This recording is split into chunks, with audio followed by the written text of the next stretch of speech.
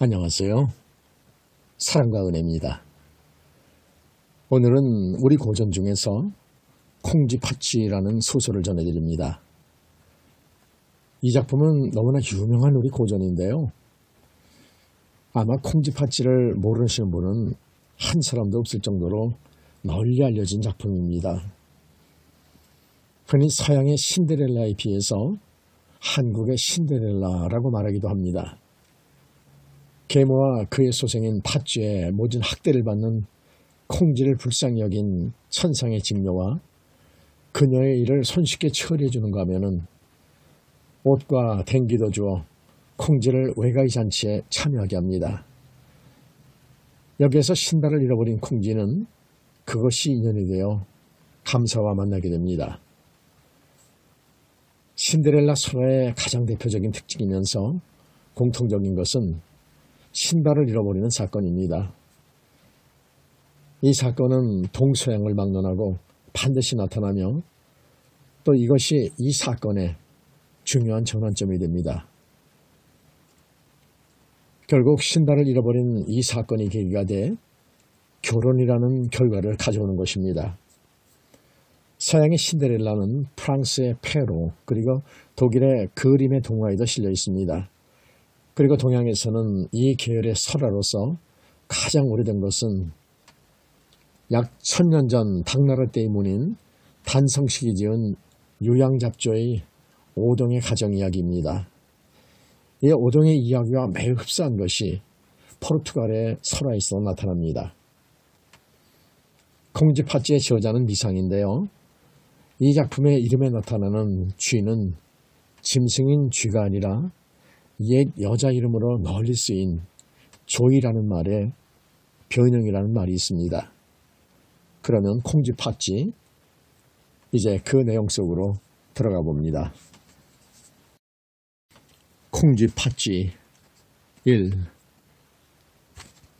조선 중엽 시절에 전라도 전주 서문박 30리쯤 되는 곳에 한 퇴리가 있으니 성명은 최만춘이라 하며 아내 조씨와 더불어 20여 년을 같이 살아왔건만 슬하에 일점 혈육이 없더니 최만춘 내외는 이로 말미암아 근심을 맞이 아니하여 명산대철에 기도와 불공도 하고 곤궁한 사람을 살려주는 적선도 하며 한편으로는 의약을 써 몸을 보호하기도 하니 그러고로 하는 사이에 신령이 감흥하였던지 그러하지 않으면 정성이 지극하였던지 부부가 한 가지로 신기한 꿈을 얻더니 이내 부인에게 태기가 있더라. 10달이 참에 하루는 조씨 부인이 신기가 불편함으로 자리에 누워 있었더니 갑자기 그윽한 향내가 방 안에 감돌며 문득 한 옥녀를 낳았다. 만춘이 기뻐 날뛰는 양은 이로 말할 수도 없겠거니와 잠옷 딸아이를 낳게 됨을 섭섭히 생각하지 않고 내외가 서로 위로하며 재미있게 키워내더라. 딸아이의 이름은 콩쥐라지요. 손바닥에 보옷같이 애지중지 사랑하여 남의 귀공자를 부러워하지 아니하며 불면 날까 쥐면 꺼질까 하고 어서 바삐 자라기를 쥐하로 바라더라. 그러나 어찌 알았으리요.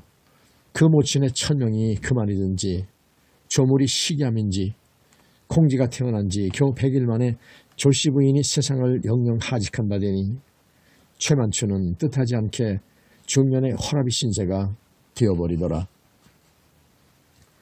만춘은 몸이 외롭고 쓸쓸할 적이면 죽은 아내를 생각하고 눈물을 흘리며 어린 콩쥐를 안고 다니면서 동네 아낙네들의 젖을 얻어먹이니 하루 이틀도 아니여 1년 2년을 그리하였으니 그 고생이 어떠하였으리요. 철모르는 콩쥐가 젖 찾는 소리는 죽은 어미 혼이 가령 있을진데 눈물이 변하여 피라도 되었으리라. 하루는 콩쥐가 이슥한 깊은 밤의 빈 방에서 두 팔을 허우적거리며 어미를 찾으니 최만춘의 마음이 설사 봄눈은 아니더라도 슬슬 녹아나는 형편이더라.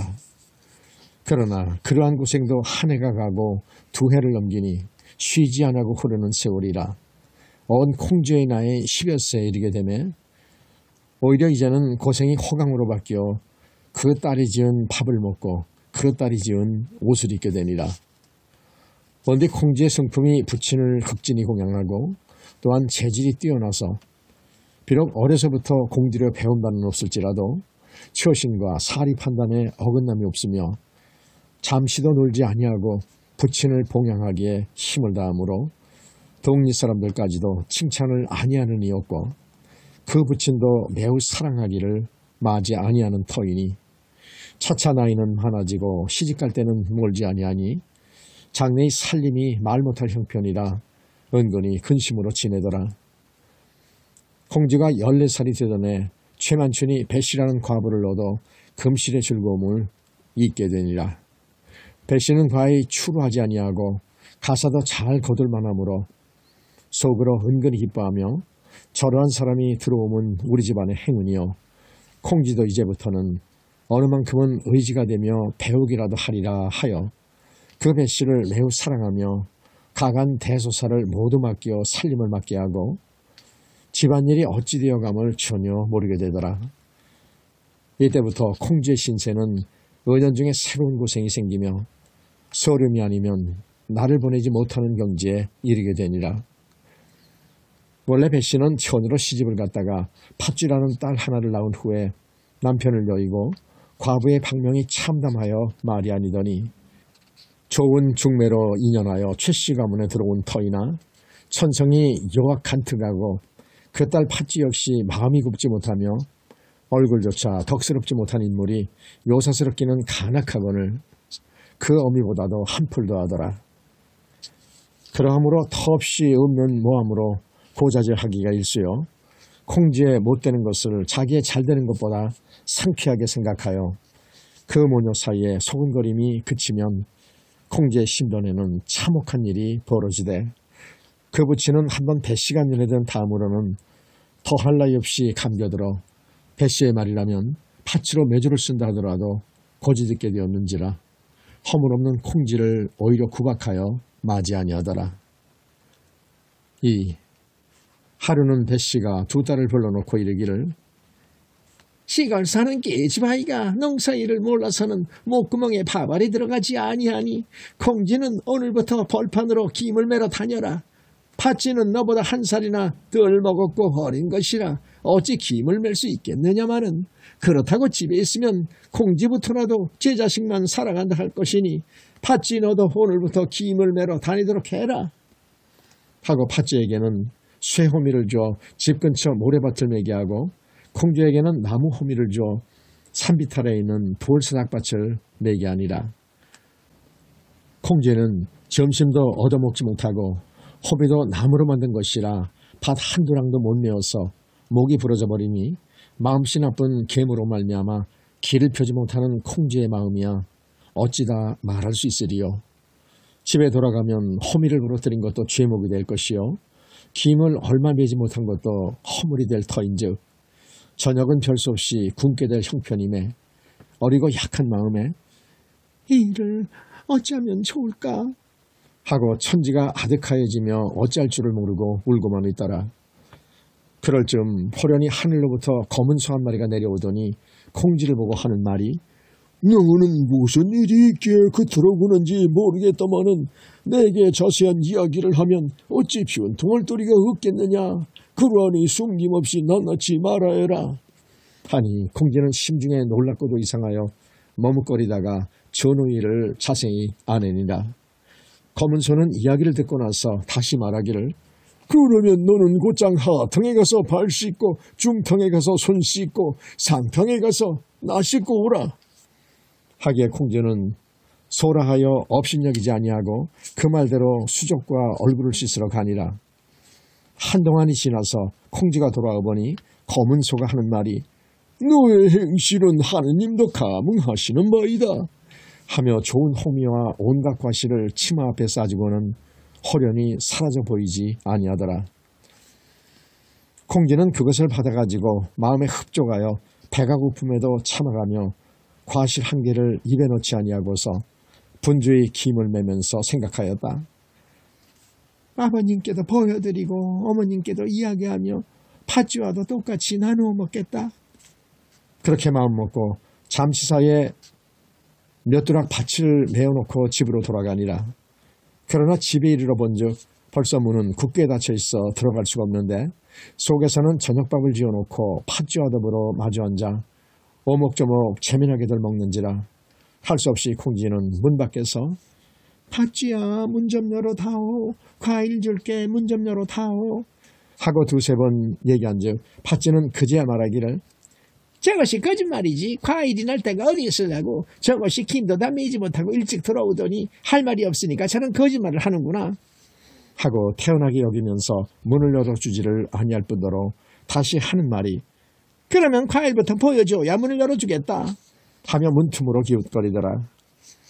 마음이 곱고 착한 콩쥐는 그 말을 듣자 밤, 배추, 귤, 은행, 호두, 용암, 예지 등 여러 가지 과실을 하나둘씩 문틈으로 들이밀어 보이니 팥쥐는 얼른 행두치마를 걷어들고 코웃을 치면서 들이내미는 대로 모조리 받아먹고서야 대문을 열어주니 콩쥐가 들어가기는 과일덕으로 들어갔으나 한 개도 먹어보지 못하고 소한테서 받은 대로 가져왔음에 그 좋은 과일 등을 어느새 팥쥐에게 송두리째 빼앗긴 셈이 되었다. 그러나 그 과일을 온통으로 빼앗기고 먹어보지만 못하였으면 오히려 무방하게 쓰되 통째 빼앗긴 그 과일로 말미암아 도리어 콩쥐의 신상에 큰 해군이 덮치게 되었으니 이 안이 원통하랴. 여사하고 간악한 팥쥐는 그 과일은 빼앗아 쓰되 저는 한 개도 아니 먹고 먼저 저희 모친 앞에 풀어놓으면서 얼굴을 찡긋찡긋하자 배씨가 파랗다 못하여 노랗도록 낯빛을 흐리며 벼락 같은 소리로 콩쥐야 이년 이리 오너라.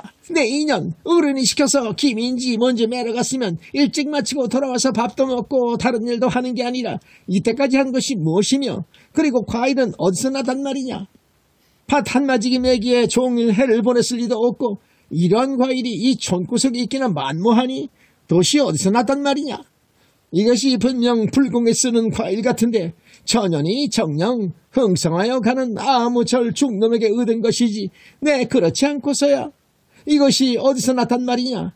계집년이 생긴 대로도 아니 있고 나이 10살 가까이 오니까 벌써부터 김내러 다닙네 하곤 지나가는 행인을 흘려먹는단 말이냐. 나만 아는 것이야 상관없다마는 이런 일을 만일 너희 아버지께서 아셔봐라 큰일이 나지 않겠느냐. 얘 팥쥐야 이걸 빨리 먹어버리고 아버지 눈에 띄지 말게 해라. 눈에만 띄는 날이면 언니야는 죽는 날이다. 언니는 실컷 먹었을 것이니 그만두고 너나 얼른 먹어치워라. 하며 모녀가 마주 앉아 과일이란 과일은 저희끼리만 먹어버리고 콩쥐한테는 밥도 주지 아니하더라. 콩쥐는 일이 이렇게 되고 보니 다시 무엇이라 말할 수도 없고 애매한 소리를 듣는 것이 억울하여 고픈 배를 졸라가면서 아무 소리 못하고 그 밤을 눈물로 새우더라. 그로부터 콩쥐는 나날이 닥치느니 뜻밖의 일뿐이며 겪느니 새록새록 생고생이더라. 하루는 계모인 배씨가 콩쥐에게 새로운 영을 내리되 오늘은 부엌에 있는 빈덕에 물을 길어다 채워놓아라 하기에 콩쥐는 즉시로 그 말을 따라 방구리로 물을 길어내며 독을 채우려 하나 진종일 길어다 부어도 어찌된 셈인지 독이 차지 아니하더라. 아침부터 종일토록 물을 길어 나르다 보니 이제는 기운이 쏙 빠져서 진땀이 이맛전에 흐르고 고개도 부러지는 것만 같아서 다시는 단 한 방구리도 기를 수가 없더라. 그렇다고 독을 채우지 못한다면 호도 천불 같은 고욕이 닥쳐올 것임에 생각이 이에 미치니 겁이 덜컥 나고 고생될 걱정이 앞서는지라 콩쥐는 아픔을 억지로 견뎌가며 물독을 채우고자 다시 방구리를 머리 얹고 우물러 가려 할 때 마당 한 옆으로부터 맷방석만한 두꺼비 한 마리가 엉금엉금 기어나오더니 길길이 뛰면서 입을 열어 헐떡거리면서 두 눈을 꿈뻑거리다가 버럭 소리를 질러 말하기를 콩쥐야 콩쥐야 내가 엄만 물을 길어도 그 독은 미 빠진 독이라 차지 아니할 터인즉 그렇게 혼자 애쓰지 말고 내가 이르는 대로 하도록 해라. 소양배양한 소년과는 달라서 무엇이든지 되도록 가르쳐 주리라. 그 독은 깨어져 새는 것이 아니라 트집의 크기가 손가락 하나 들락거릴 만하기로 그 구멍만 내 등으로 받치고 있으면 조금 더 셀 염려가 없을 것이니 네가 그 독을 조금 기울여주면 내 비록 늙은 몸으로 고생은 될지언정 그 속에 들어가 한동안 수단을 부리리라. 콩쥐는 매우 놀라운지라 낯빛을 잃으며 어찌할 바를 모르는 듯 하더니 100번 사양하며 하는 말이 내가 타고난 고생을 어찌 남에게 지울 수 있겠는가 하고 따르지 아니하니 두꺼비가 성을 버럭내며 말하기를 나도 그런 생각이 없는 바는 아니나 너같이 마음씨고 온 아이를 너의 계모가 일부러 시키려 하는 것인즉 나로 말하면 인간과 인연이 깊어 몇백 년의 나이를 누리고 살아오는 터이다. 나 같은 늙은 것이 그와 같은 일을 돌아보지 아니할 수가 없어서 각별히 온 것이거늘 네가 어찌 이렇듯 거절하여 이 늙은 곳의 깊은 뜻을 업신여기느냐 하며 꾸짖는지라 콩쥐는 이에 다시 살해하고 그 물독을 기울여 주어 두꺼비가 엉금엉금 기어 그 밑으로 들어가게 해주었다. 콩쥐는 독을 바로 잡아놓은 다음 물을 기르다 부으니 과연 몇 차례 안이 떠와서 한 독이 가득 참으로 속으로 기쁨을 이기지 못하겠으나 천연덕스럽게 계모 배씨에게 물독을 채워놓으라고 하려니 배씨도 겉으로는 좋아하는 모양이나 속으로는 이상한 생각을 품으니라. 그리하여 배씨는 마음속으로 내까리되 저것이 일전에도 난데없는 과일을 얻어오는 것이 수상하더니 이번에는 밑빠진 덕에 물을 채워놓았으니 아무래도 조년을 그냥 버려두었다가는 큰일 날 년이로다.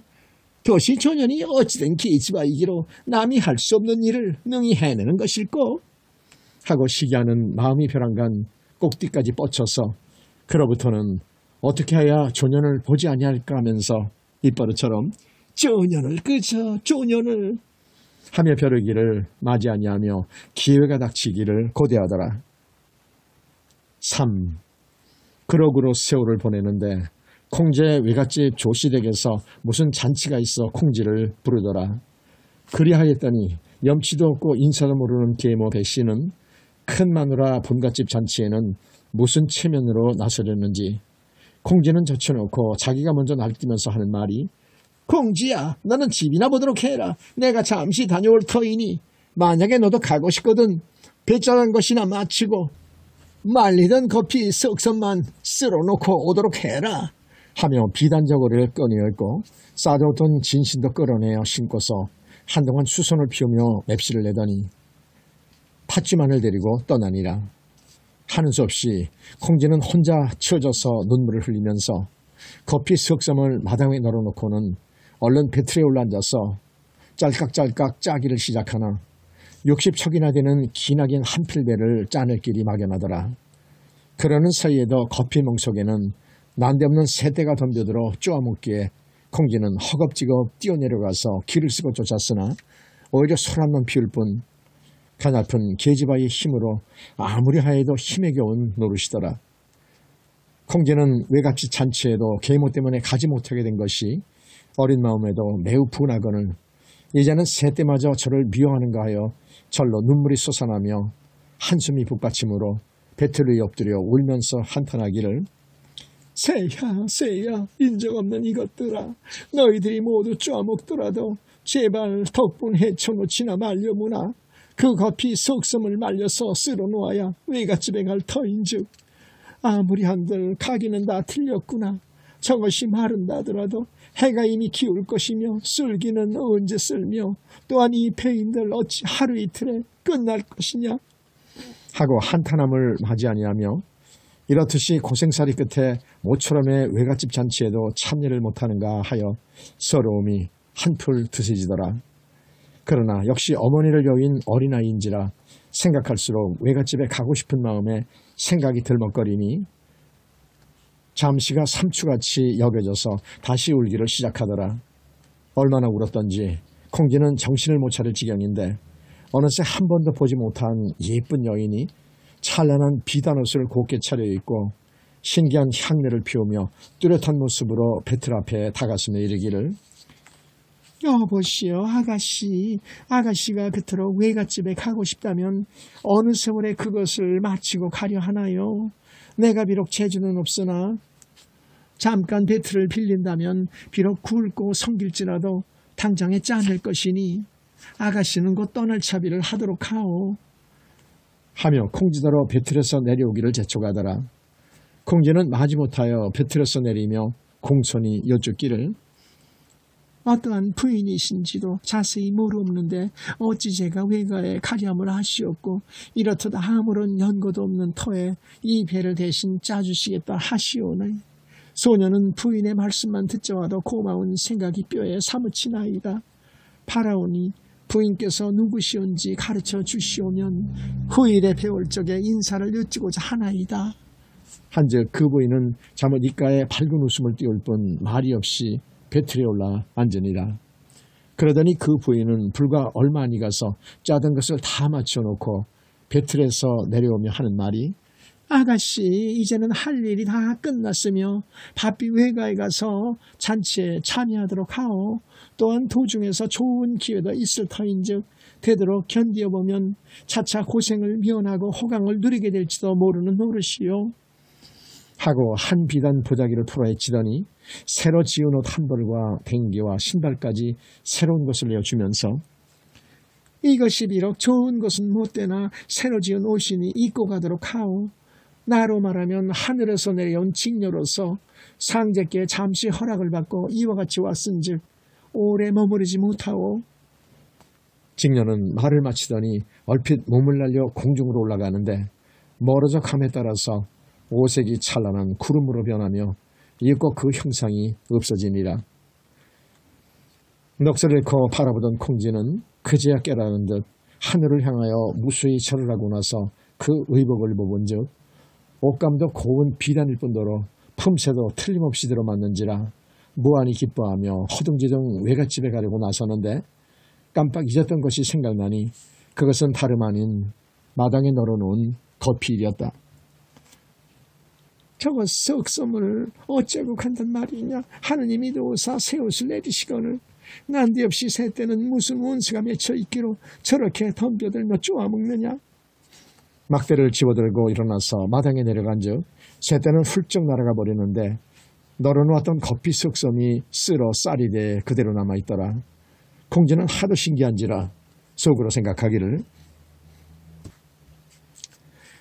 세상에 이상한 일도 많도다.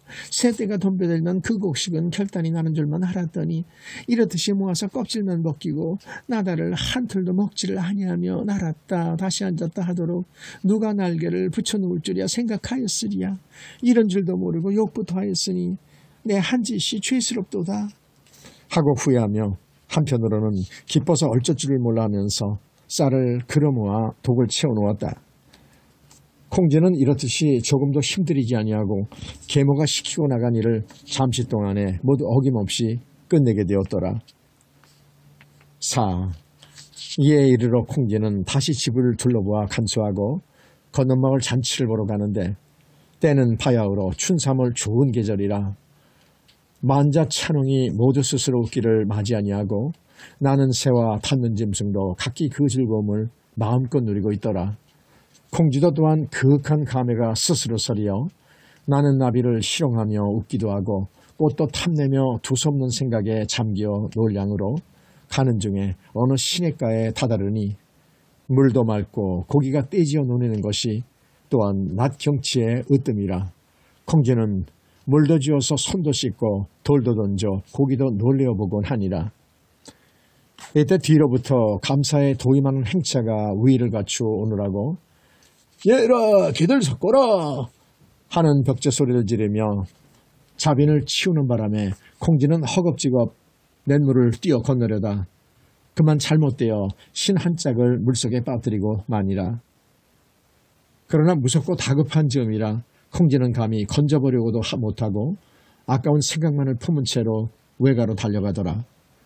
뒤따른 행차가 그 길을 지나칠새 감사가 무심히 앞길을 보니 이상한 서기가 눈에 띄는지라 하리를 지휘하여 그 서기가 떠도는 언저리를 찾아보게 하나 별다른 것은 없고 다만 개울물 속에 아이신 한 짝이 있어 그러하다 하기에 감사는 심중에 매우 기이하게 여기어 하리로 하여금 그 신짝을 감추도록 일러두고 도임한 후에 곧이어 감사는 신발 잃어버린 사람을 찾아서 각처로 사람을 보내더라. 이럴 즈음 콩쥐는 외가에 가서 외삼촌과 외숙모께 절하고 배운즉 그때까지 못 오는 줄로 알고 섭섭히 생각하고 있던 외삼촌 내외는 매우 기꺼워하며 어머니가 별세하신 후로 고생살이가 많음을 진심으로 위로하여 좋은 음식을 갖추어 차려주거늘 홀로 계모인 배씨의 기색만이 좋지 아니하여 콩지를 보고 이르는 말이 공지야, 네 짜던 배는 다 짜고 왔느냐? 말리던 그 피도 다 쓸어놓고 왔느냐? 또 집은 어찌하려고 비워두고 왔느냐? 그 비단 옷은 어디서 웬 것을 훔쳐 입었느냐? 어떤 놈이 네 대신 하이더냐? 이렇듯이 계모는 콩지를 몰아치며 남 못 보는 틈틈이 꼬집어 뜯으면서 따져 묻는지라 콩지는 기가 막혀 할 수 없이 그 사이 겪은 바를 낱낱이 아뢰니라. 그리하여 콩지의 얘기를 듣던 계모는 눈알이 다시 산모은행처럼 변화해지고 얼굴이 청기화처럼 푸르러지니 그 흉악한 속마음이야 어찌다 말할 수 있으리요.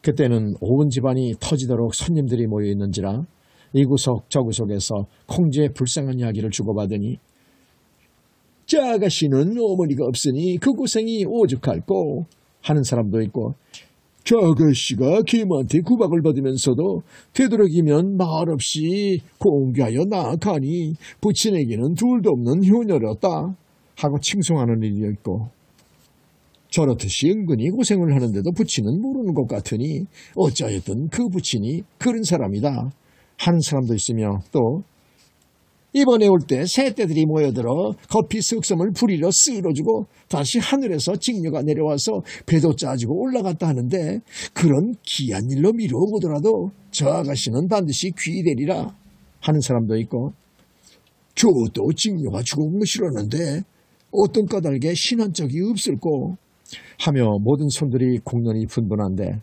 이때 마침 관가에서 차사가 나와 동리를 돌아다니며 이 동네에 신한짝을 잃은 사람이 있거든 이리 와서 말하고 찾아가라 외치면서 바로 콩지의 외갓집 문전에 이르더니 잔치에 모인 여러 손님들께 일일이 그 신을 신겨 보이더라. 이때 배씨는 속으로 생각하되 저 신짝은 분명히 콩지년이 잃어버린 것인데 그 옷과 한 가지로 신발도 천녀가 내려 죽은 것이 틀림없은즉 조년하게 무슨 별다른 일이 있을 것이요. 또한 간가에서 저렇듯이 신임자를 찾으니 글씨 상을 후히 내릴 것이야. 하고 관차 앞으로 썩 나서며 큰 소리로 한 말이 여보시오 관차님네 그 신임자는 바로 나인데 그 신짝을 잃고서는 아까운 생각을 참을 수가 없어 간밤에도 잠 한숨 이루지 못하였은즉 이리 주시오. 그 신을 어저께 새로 사서 신고 당일로 잃어버렸어. 관차가 그 말을 듣고 물어보되 그러면 잃어버린 곳은 어디에? 어떻게 하다가 잃어본 것이요? 이 신짝은 내가 얻은 바도 아니고 이번에 새로 도임하신 감사 서독께서 노중에서 얻으신지라 신임자를 찾아서 관가로 데려오란 분부가 계시옵기로 만일 당신이 잃어버린 것이 틀림없으면 이리 나와 신어보시오.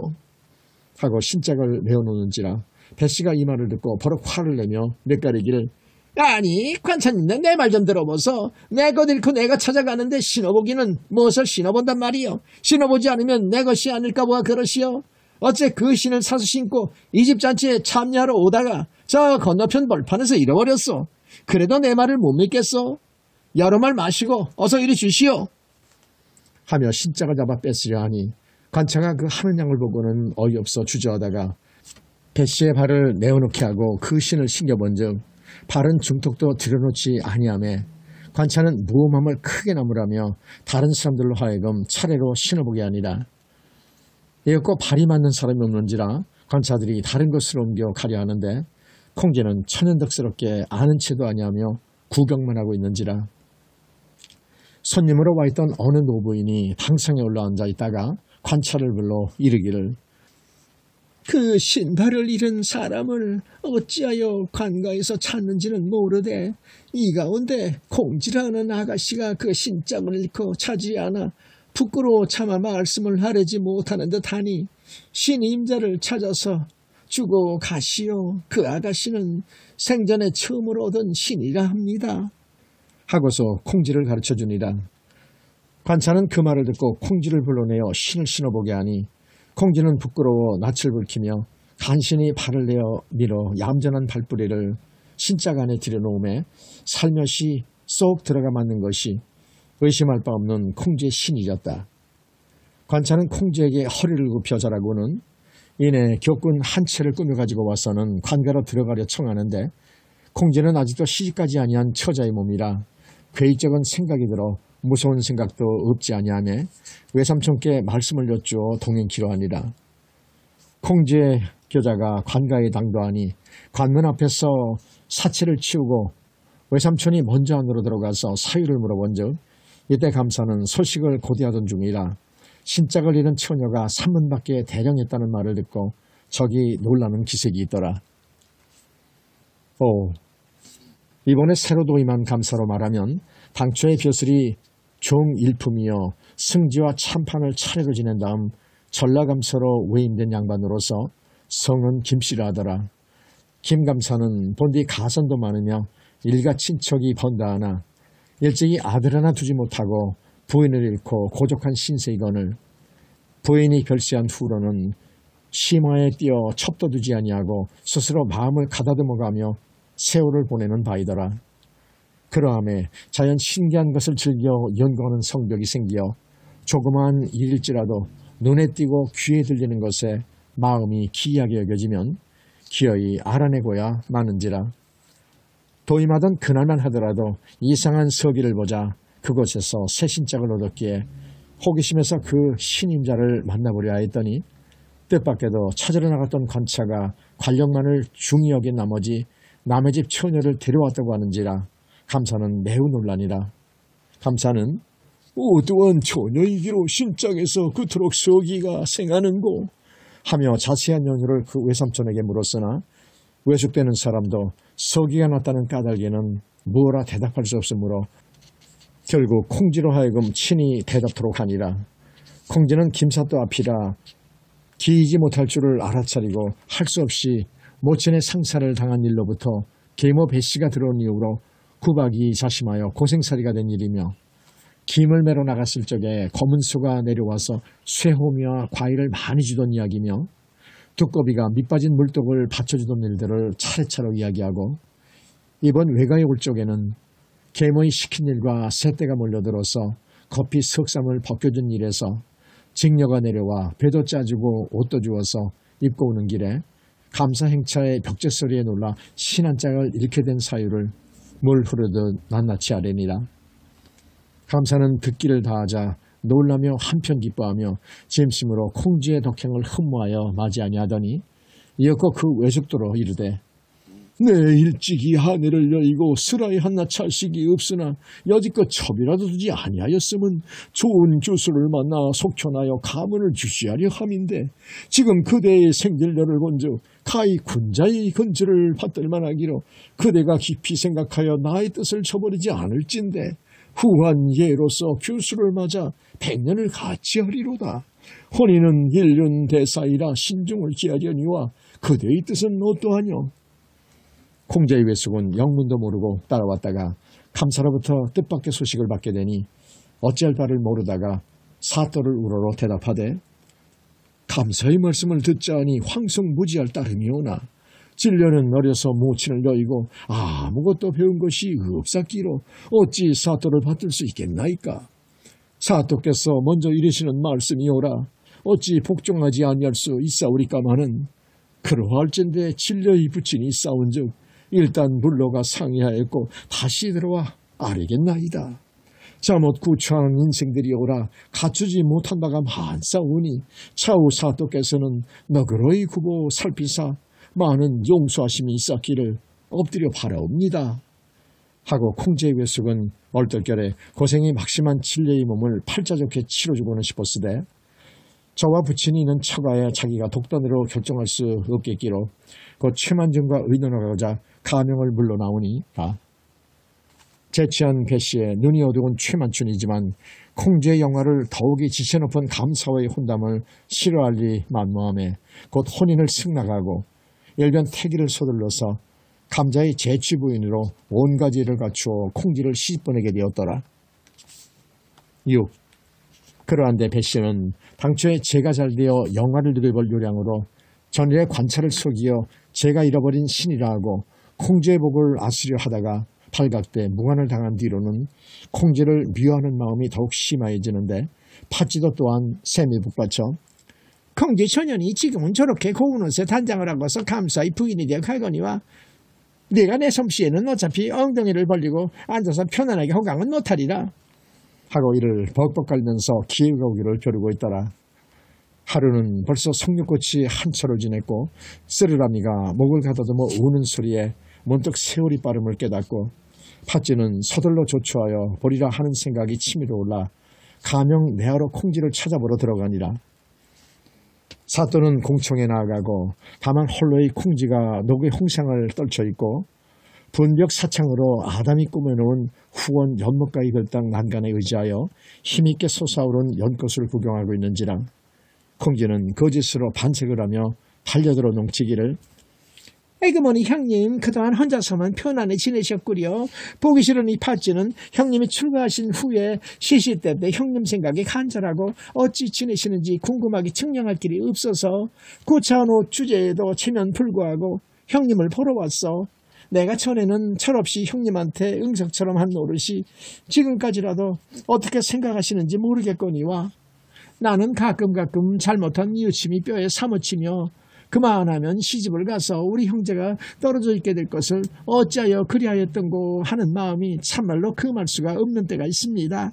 그렇다도 형님은 그런 것을 속에다 품어두지 마시고 다만 우리 형제가 부면하게 지내지는 맙시다.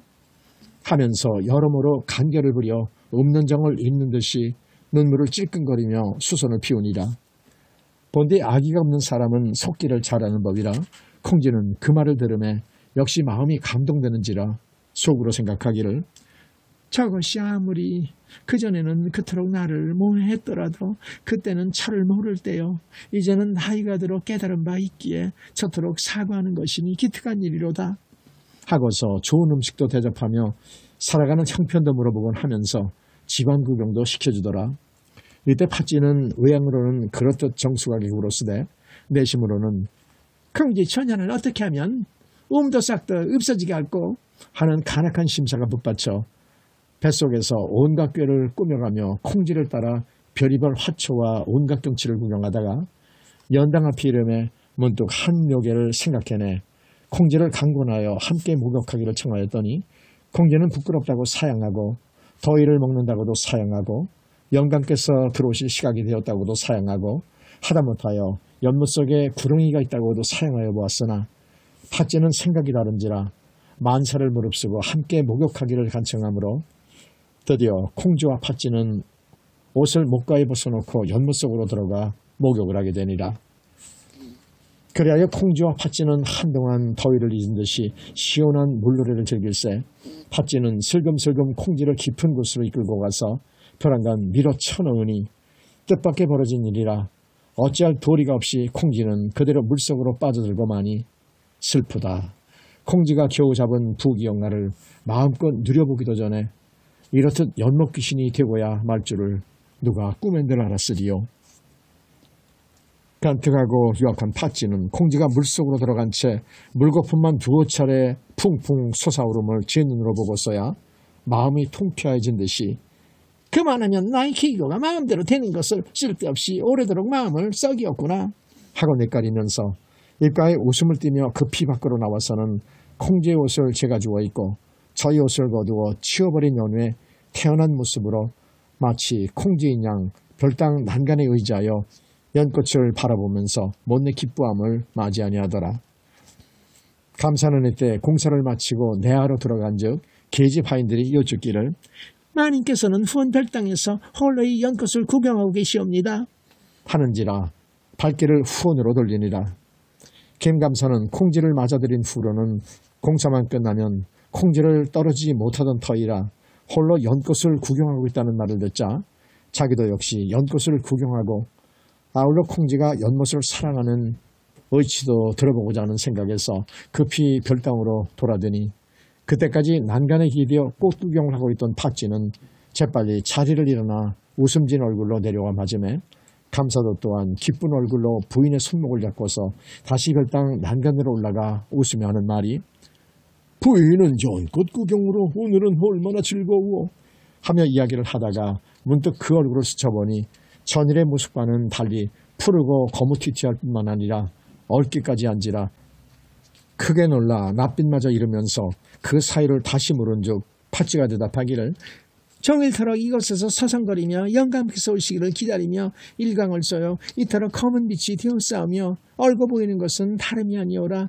아까 영감께서 들어오시는 줄을 알고 허둥지둥 뛰어나가다가 그만 콩롱석에 발이 걸려 엎어지는 바람에 이 모양으로 되었나이다.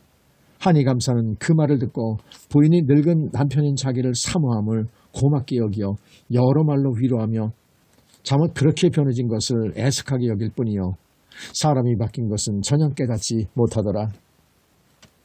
7. 1억으로 며칠을 지낸 다음 하루는 감사가 몸이 불편하기에 일찍이 공사를 마치고 들어와 연못가를 배회하노라니 못 가운데 전일에 보지 못하던 연꽃 한 줄기가 눈에 띄니라. 꽃줄기가 유별나게 높이 솟아있을 뿐더러 꽃 모양도 신기하며 아름다움이 비길 데 없으므로 노복으로 그 꽃을 꽂혀다가 별당 방문 앞에 꽂아놓게 하고 감사는 그 꽃을 사랑하여 맞이 아니하더라. 그러나 팥쥐는 일찍이 깨달은 바 있으므로 그와 같이 큰 꽃이 벼랑간 그다지도 곱고 아름답게 솟아남을 심상치 않게 생각하던 중이다. 감사가 그 방을 떠나면 팥쥐가 들어가 보곤 하는데 참으로 괴상함은 팥쥐가 그 방에서 나올 적마다 그 꽃송이 속에 손과도 같은 것이 있는 듯 팥쥐의 머리채를 바당바당 쥐어뜯곤 하더라. 한두 번만이 아니요 번번이 그러하는 거로 팥쥐는 매우 놀랍게 여기며 아주 미워하며 뇌까리되 이것이 과연 콩진년에 귀신이 붙은 것이다 하고 그 꽃을 뽑아다가 불 아궁이에 쳐놓았더라. 그로부터 과연 머리를 뜯기는 일도 없음에 팥쥐의 마음은 무한히 상쾌하여 혼자 이르기를 콩진년치 아무리 죽은 귀신이 영특할지라도 나의 알콩달콩 깨박이 수더지게 사는 것이 배만 아플 뿐이지 다시는 별수가 없으렸다 하며 한시름 놓은 듯이 좋아하더라. 이제는 아무것도 꺼리는 바 없이 콩쥐의 세간도 마구 뒤지며 제 마음대로 채를 잡으려 드는데 다시금 이상한 일이 벌어지니라. 바로 이웃에 사는 할멈 하나가 불씨를 얻으려고 감산에 내야로 들어와 기왕부터 감사 부인과 친숙한 터이에 바로 연못가 별당으로 가서 아궁에서 불을 떠가려 하는데 아궁이 속을 들여다보니 불은 씨도 없이 꺼져 있고 난데없이 오색 구슬이 한 아궁이 가득히 대굴대굴하므로 노파는 구슬이 탐이 나서 허겁지겁 구슬을 모조리 치맛살하게 쓸어 담아가지고 급히 집으로 돌아가서는 남이 행여 알세라 하고 반다지 속에 감춰두니라. 그리하 있더니 천만 뜻밖에도 반다지 속으로부터 할멈 할멈 하며 부르는 소리가 감사 부인의 목소리와 흡사한지라 노파가 매우 놀라며 반다지 문을 열고 본즉 어찌된 연고인지 감사 부인이 그 속에 들어앉아서 노파에게 반색을 하며 말하기를 내가 본래 콩쥐를 하는 여자임은 김감사와 혼인할 적에 사람들이 모두 알고 있거니와 우리 계모 데리고 들어온 딸 팥쥐라 하는 계집아이가 있어 항상 나를 무해코자 벼르다가 이번에 무슨 정이 깊었던지 나를 찾아왔다가 여차여차 되었노라 하며 그 연못에 빠져 죽은 사연을 낱낱이 밝히고서 다시 노파의 귀에다 입을 대고 여차여차 하여달라는 묘계를 가르쳐주니라.